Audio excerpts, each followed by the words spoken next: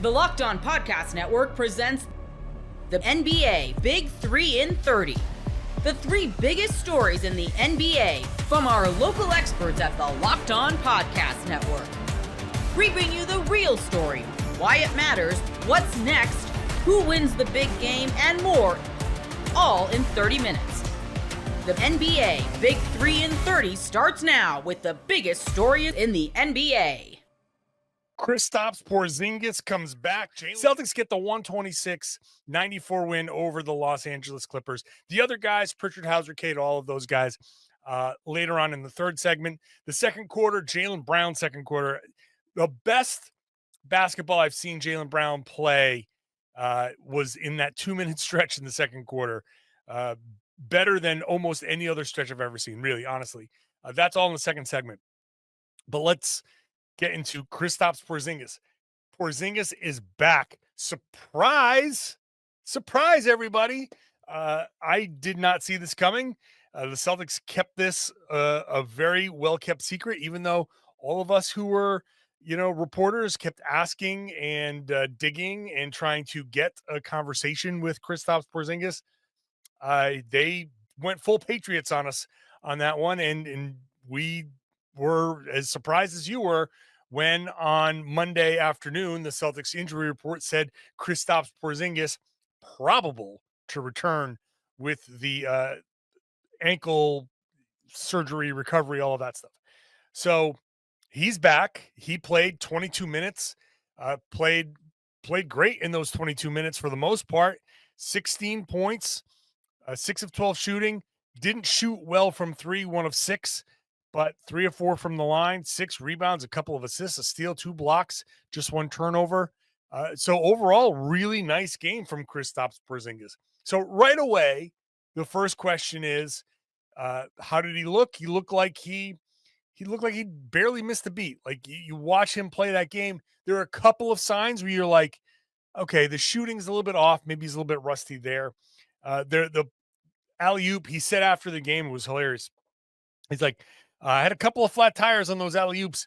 Jaylen Brown threw him one early in the game. Peyton Pritchard threw him one in the second game, said especially that one. If you go watch that play again, Porzingis barely gets the ball. It's not really a dunk necessarily. It was very much more kind of, sort of, I'm tall and I'm just barely getting this ball over the rim. He said he had no legs at that point. So those were like a couple of little hints that something was not normal about Porzingis, but everything else seemed pretty good, right? He was in the right spots. He made just one glaringly bad defensive play. Okay, miscommunication somewhere, or I don't even want to say it was a miscommunication. For some reason, he just walked away from his guy, and that led to an early timeout. I don't know what that was, but okay. So he had a brain fart, not a big deal. Overall, I thought Porzingis played pretty well, was a very important rim defender for the Celtics, and that showed in, I don't want to say it was a complete, points in the paint reversal, but the Clippers had 58, but there were stretches there in the third quarter, and then later in the game. So the Celtics didn't exactly fix the points in the paint problem, but also one of the things that I've been saying is, okay, they give up a lot of points in the paint. They're running teams off of the three-pointer a lot more, and you saw that again here where the Clippers had just 26 attempts. The Celtics had 22 makes. The Sixers had 26 attempts. So once again, Celtics math, Missoula math, that's not going to win you any games. Celtics 22 of 51 from 3.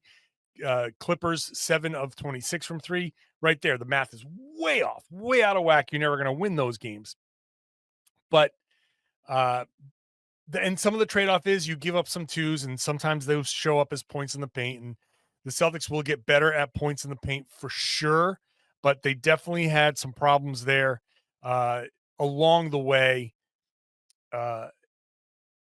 Fourth quarter, I think, was, well, no. Oh, no, I'm looking at the wrong category. That's why I was like, wow, how come there would be no points in the paint? Because, yeah, fourth quarter was a problem uh, for the most part, and that was a lot of the garbage time. So the number's a little skewed. Regardless, Porzingis was there. He helped. One of the plays of the game was his block on Chris Dunn, where Jaylen Brown was playing great defense. Jaylen played great defense, but the ball got knocked loose, and Jaylen went one way, Chris Dunn went the other, and he lost them. And right at the end of the shot clock, Dunn was like, I have an opening. He goes up, Porzingis swallows him up. And that moment was like, oh, yes, that's exactly what the Celtics are looking for. That type of paint protection is going to be what kind of equalizes the points in the paint. But regardless, one of the things that I think Porzingis does help is he bumps up the Celtics points in the paint. So the Celtics had 46. They only lost that by 12. Okay, so they give up a bunch, but as long as they're scoring a bunch and they kind of level that off, then that helps the Celtics math. So when the Celtics are, what did they have? 15 more 3-pointers. So, God, that's crazy. 45-point differential at the 3-point line. So a 12-point differential in points in the paint, that's not going to make up any differences. The Celtics went to the line more, so the Clippers really had nowhere along the way to make up any of the difference that the shooting was creating. So Porzingis helps with the points in the paint, some putbacks, the post-ups. In the third quarter, the Celtics came out. They had a 29-point lead at half because of that dominant second quarter that I'll talk about after the break. Oh, by the way, today's show is brought to you by Built. Built Rewards. You can start earning points on rent you're already paying by going to joinbuilt.com/LockedOnNBA. That's JOINBILT.com/LockedOnNBA. So, completely lost my train of thought there. But Porzingis does equalize the points in the paint there. Third quarter, that's where I was. Third quarter, where the Celtics had built a 29-point lead at halftime. They come out to start the third, kind of predictable after building up a 29-point lead that they came out. The energy was definitely off. You could feel the energy was off. And after a few minutes, the Clippers made their run. They cut it to 15. Where do they go? The first part of it was stabilizing it, and it's Kristaps Porzingis, 2 post-ups. That's huge to have him be able to dump the ball into him. I think he hits one. He gets 2 free throws on the other, and it just calms things down. So Porzingis defensively allows the Celtics to be a little bit more aggressive, get some turnovers, and they forced 14 of them. And on offense, he can calm them down by being the post player, by not just setting good picks and not just taking good threes, but those post-ups are a big part of why the Celtics last year were able to kind of avoid giving up these big runs. So that happens here in the third quarter. Then after that, Pritchard and Hauser do their thing that I'm going to talk about later. But Porzingis just all around shows you what he's capable of unlocking. So really good game from Kristaps Porzingis. I thought it was indicative of how he's going to help all around. I think Jaylen Brown is going to benefit a ton from having his guy, the cookies and cream, if you want to go with that nickname. Not my favorite, but I don't have an alternative, so let's go with it. I think Jaylen is going to be unlocked. Game Time has a new feature for your ticket buying experience called Game Time Picks that makes getting tickets to your favorite live events even easier. Game Time Picks filters out the fluff to show you only the incredible deals on great seats, so you don't have to waste time searching through thousands of tickets. No one wants to do that. Curation makes it easier to save more, to save time, to save money on concerts, sports, comedy, theater, and more near you. You take the guesswork out of buying tickets with Game Time. Download the Game Time app, create an account, and use code Locked On for $20 off your first purchase. Terms do apply. Again, create an account and redeem code Locked On for $20 off. Download Game Time today. What time is it? Game Time. Ja Morant has come back. You are Locked On Grizzlies, your daily Memphis Grizzlies podcast. Wow. That is really the only thing that I can say when I think of what Ja Morant is doing, or did, I should say, on Monday night against the Portland Trailblazers. And as I said in the Locked On Now, the short that we do in the immediate aftermath of the game recap kind of thing, the Grizzlies should have won that game. DeMichael and I talked about that on yesterday's full episode. This is a game and this is a stretch where Memphis has to rack up some victories because it's going to get tougher.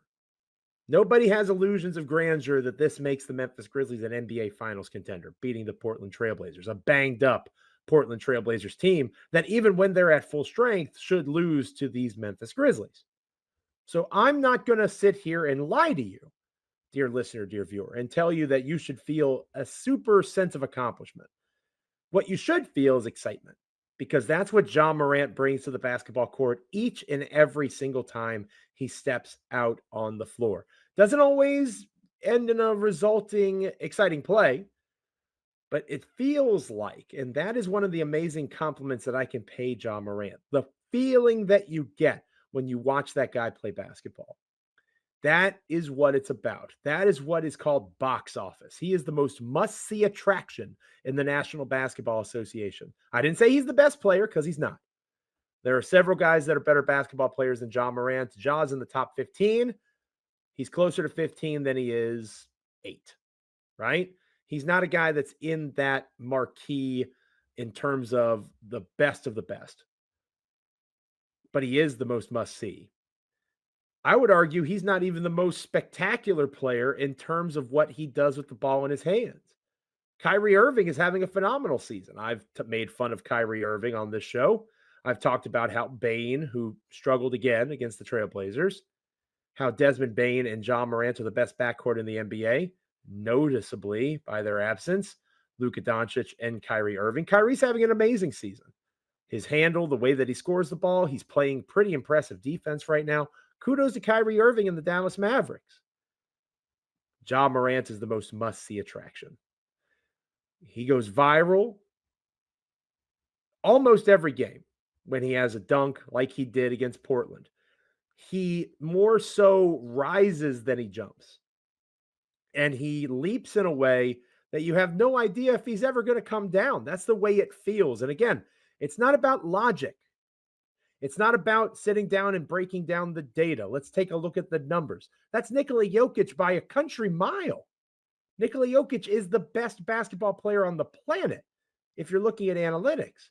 If you're talking about the hottest guy in the NBA, that's probably Giannis Antetokounmpo. Hottest basketball player in the NBA is Giannis Antetokounmpo in terms of how he's been dominating games of late.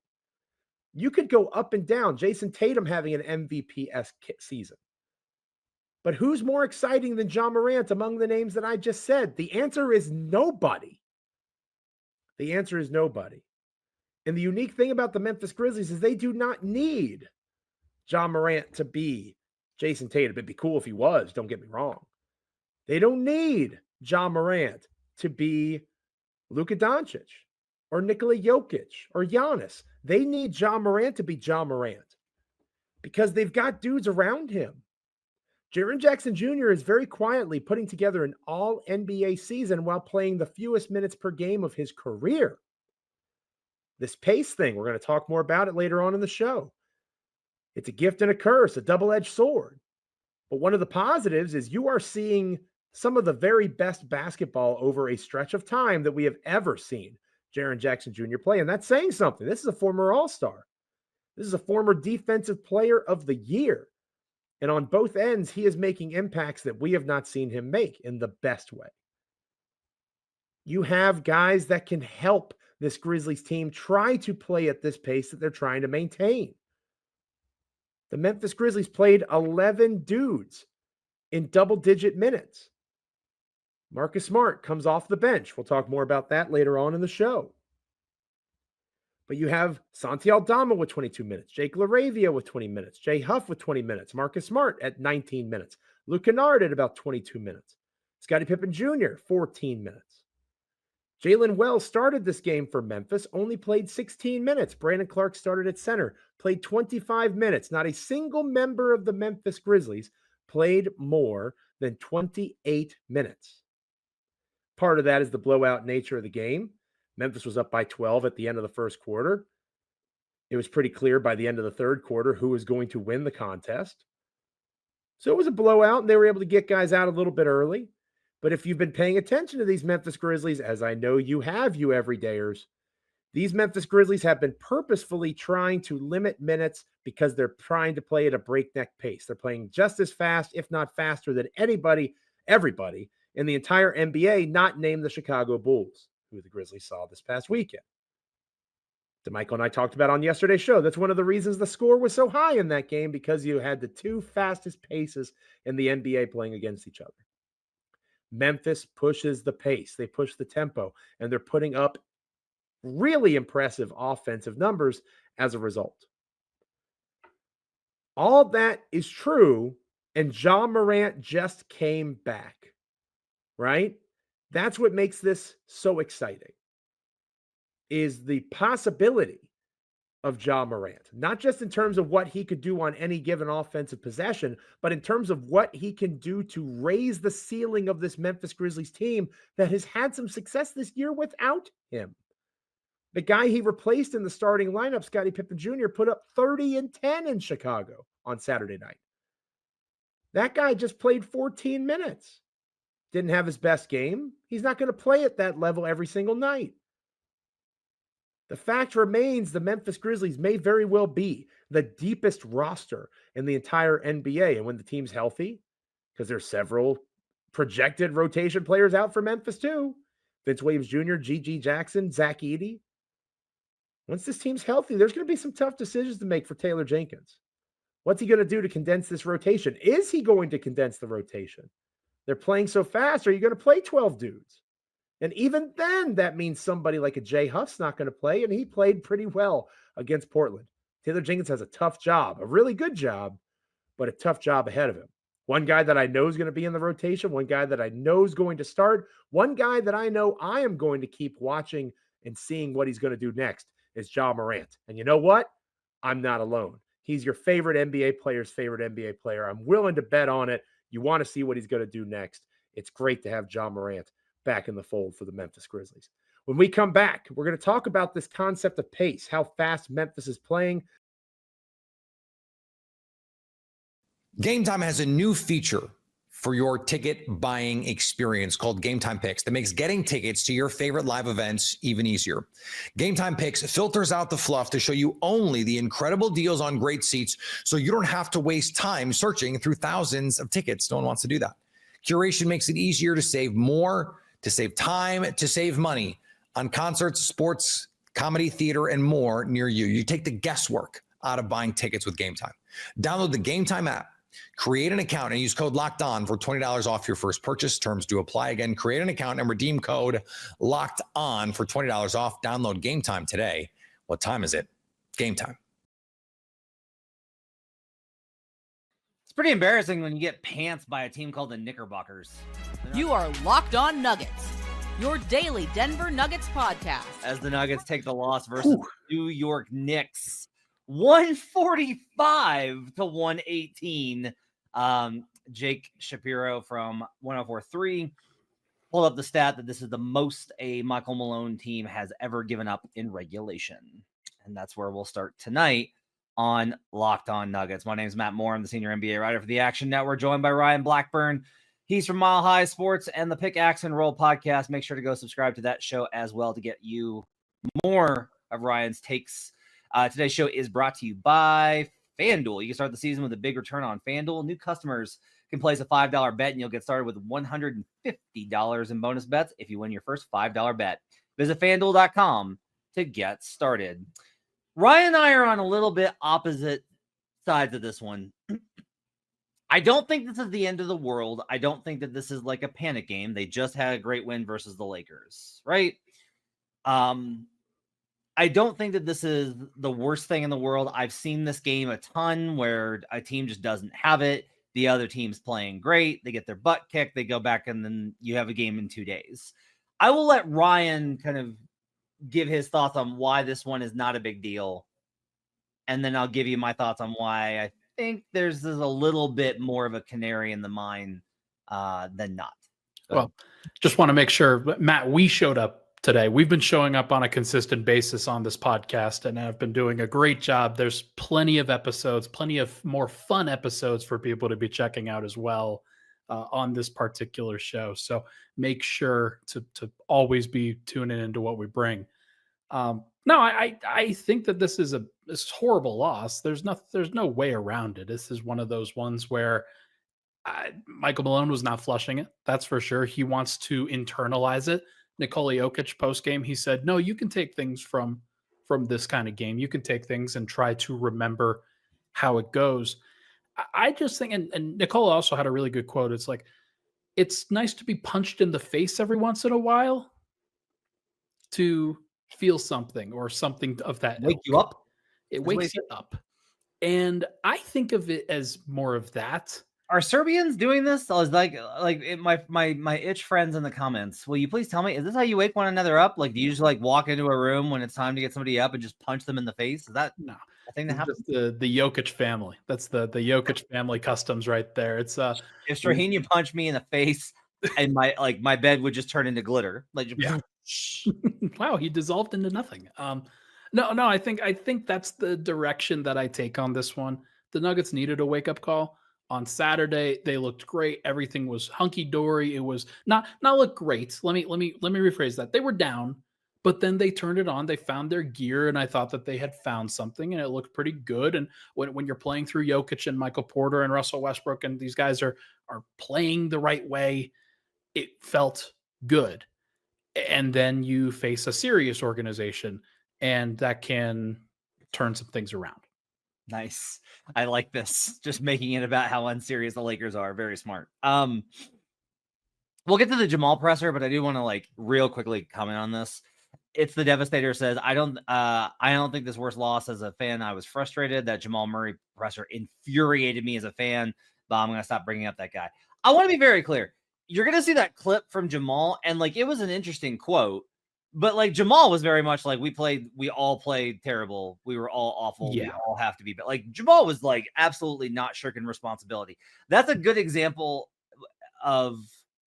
So if you haven't heard it, Jamal talked about, let's just go there first. Okay. Jamal talked about how he was guys have personal lives. And after the game in LA, a bunch of guys stayed over because they all have a bunch of us have houses there. And so a lot of guys stayed over.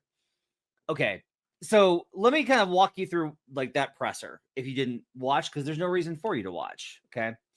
When we're in situations like this where no one has a good game and the game was completely uncompetitive, we have to keep asking questions, because it's not okay to bring somebody out to do the thing and then not have them ask and then just not do anything. Right. Because then it's why did you even bother having me out here?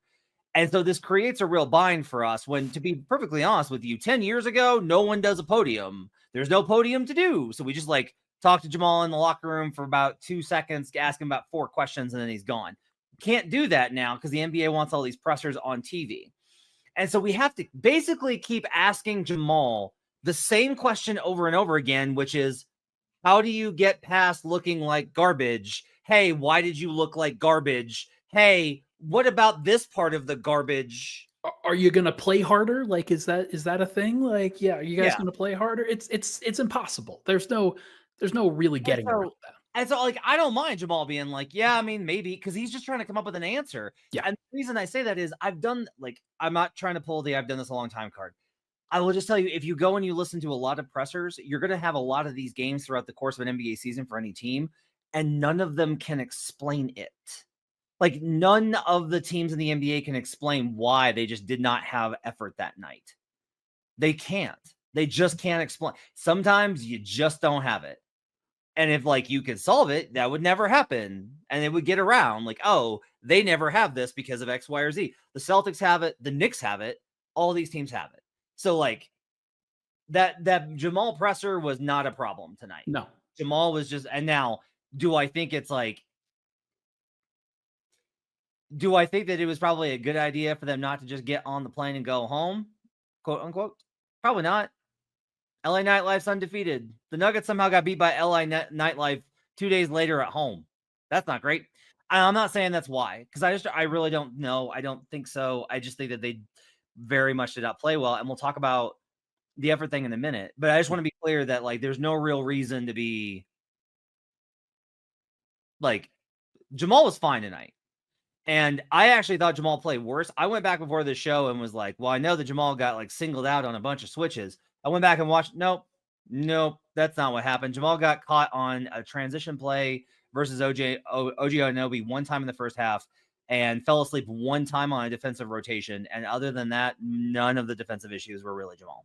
It was not a Jamal bad game. This was actually a pretty good Jamal game, which is why it's all the funnier that he blew up Ryan for daring to suggest that he looked pretty good tonight. Because yeah, I mean, look, I wasn't even trying to go there. I was more like, hey, can you can you take something with you from these? Like, did you find something in these last? Because again, we're trying to like ask something else in the 5 minutes that we have, right? And like again, want to be very clear that it's like not the media does not make the call for them to come to the presser. That's an NBA decision. That's enough about the media stuff. Let's talk a little bit more like about. I'll tell you why I think this is bad.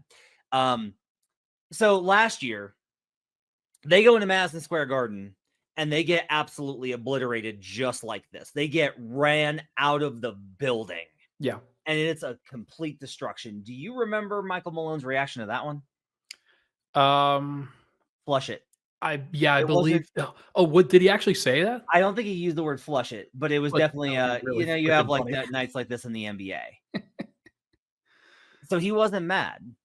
So why was he mad tonight? I have a theory. Shoot. That he was singled out prior to the game as the all-time winningest coach in NBA history, and then they laid an absolute deuce on the floor.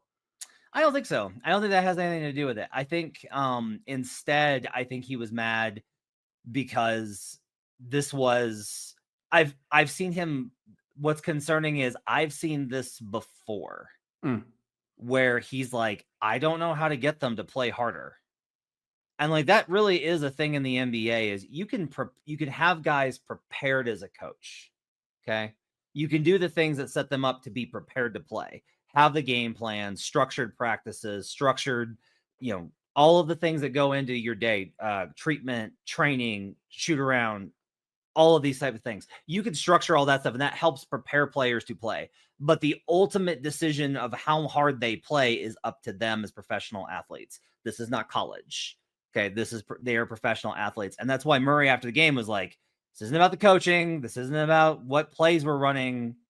Like this is on us. Yeah. And I will say also that players and even Jamal, not often like the dynamic is not that the players throw themselves in front of Malone. That's never been really the case. Malone throws himself in front of the players a fair amount. Like he does. He'll be like, I have to do better. Right. But like Murray took that responsibility kind of head on. And I'm sure I miss Jokic because of reasons, but I'm sure that Jokic was like, we have to be better after the game. Very, very similar sentiment for sure. These guys, they know that they screwed up. They know that this was on them. They know that there's nothing that Malone could have possibly done tonight to set themselves up in a better way. They know how they played, and he lit into them in the locker room, and I think it was earned. Yeah. And my concern is it's not one game. It's not like throughout the Clippers game to start this season or the Thunder game, but the Clippers game, Friday's Mavericks game, this game. The Nuggets are not, if they're losing close games at home to great teams, okay. That's bad breaks, right? Close games can go either way. Happens. They are getting ran off the floor in the first half, and then versus the Mavericks, ran out of gas after they clawed their way back, and the Knicks never allowed them to because the Knicks always play hard. The Knicks do not let up off the gas. until they are broken in the playoffs because Tibbs has run them into the ground. So my concern here is that if the Nuggets are not going to be unbeatable at home, that makes the path to a top 4 seed harder. If the Nuggets are going to be down by 15 every game, that makes things considerably harder. You just can't win a lot of games if you're down that much that early. And some of this is definitely, I think, the context of the pressure is so great on the Jokic minutes and Nikola himself. Like, Nikola was fine offensively tonight. Terrible defensively, but fine offensively. Like, Nikola was fine. Like, this wasn't a bad Jokic game. I don't know what that looks like at this point. Yeah, if he came back on the floor, then he'd probably have 30, 10, and 10. Yep. So he wasn't bad offensively in this game. He was, again, terrible defensively. But the pressure is such that you better win the Jokic minutes by 15 because you're going to be because if you don't, you're going to be down or tied when he comes back in. And if you lose the Jokic minutes to start, you're going to be in a 20-point hole going into the last 5 minutes or 8 minutes of the half. Yep. Because the bench is going to lose by 10. It just is. And you could say, like, well, they need to fix that. They do. But to be clear, their structure is such that they are also supposed to win the starter minutes by 15. And so if they don't do that, that's a problem. And so I do have a concern with them not being. They come back on the Lakers. Okay, great. And that I don't want to take that away. Like, that's a good win. You won on the second night of a back-to-back versus a good team in the Western Conference. That was a good win. Again. But it's also like, all right. But now you got the Knicks coming in off of a loss to the Jazz in Utah, and Malone and Murray both singled this out as, they're off of a loss, and okay. But now you've lost 2 of 3. And again, if they just lost the Knicks, that's one thing. They got absolutely ran out the building. And I don't know what's going to get them to a place where they feel like it's time or the urgency to play with that urgent. Like, they have to feel urgency. And I don't know. They feel very far away from playing with urgency this season so far. I will say that I don't know what that gear looks like with this group. That's the thing, is that you can play with urgency. Yes, Christian Brown will be a reasonable replacement for KCP. And when Aaron Gordon comes back, then they'll get back to playing with one of the best starting 5s in the NBA. But as you mentioned, there's only so much that group can do if Murray's going to be a little bit nerfed, if Porter isn't going to be a true number 2, if Gordon's not going to be a true number 2, anything like that. And if all the burden is just going to be on Jokic. We know that Jokic is going to play with urgency. We know that when the going gets tough, he's going to kick it into gear. And I feel pretty strongly that he'll be able to carry them to some reasonable heights. But it's still just on everybody else around him to hold up the end of the bargain. And nights like tonight are not exactly indicative of that.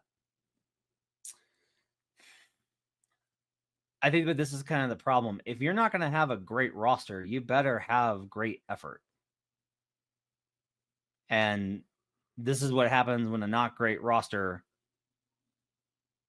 puts out bad effort versus a team that has great talent and plays really hard.